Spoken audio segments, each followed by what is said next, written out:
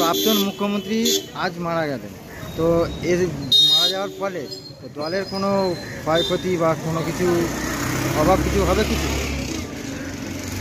আমাদের রাজ্যে বামফ্রন্টের দুবারের মুখ্যমন্ত্রী এবং সিপিআইএম পলিট ব্যুরোর প্রাক্তন সদস্য কমরেড বুদ্ধদেব ভট্টাচার্য 8টা 20 মিনিটে প্রয়াত হয়েছেন। আমাদের পার্টির অপূরণীয় ক্ষতি হলো। কমরেড বুদ্ধদেব ভট্টাচার্যের যে লক্ষ্য ছিল সমাজটাকে পরিবর্তন করা, সুখী সমৃদ্ধশালী ভারতবর্ষ গড়া এবং দেশের কমিউনিস্ট আন্দোলনকে আরও বিকশিত করা, সমাজটাকে পরিবর্তন করা, এই লক্ষ্যই তার ছিল লড়াই। এই ক্ষতি আমরা কখনোই পূরণ করতে পারবো না।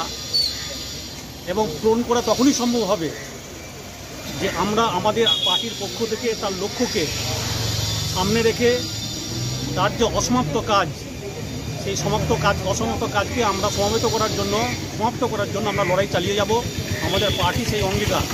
আজকে আমরা তাৎক্ষণিকভাবে তারকেশ্বর 1 নম্বর এবং 2 নম্বর এরিয়া কমিটির পক্ষ থেকে সমগ্র তারকেশ্বর এলাকায় প্রয়াত জননেতা কমরেড বুদ্ধদেব ভট্টাচার্যের স্মরণে শোক মিছিল সংগঠিত হবে।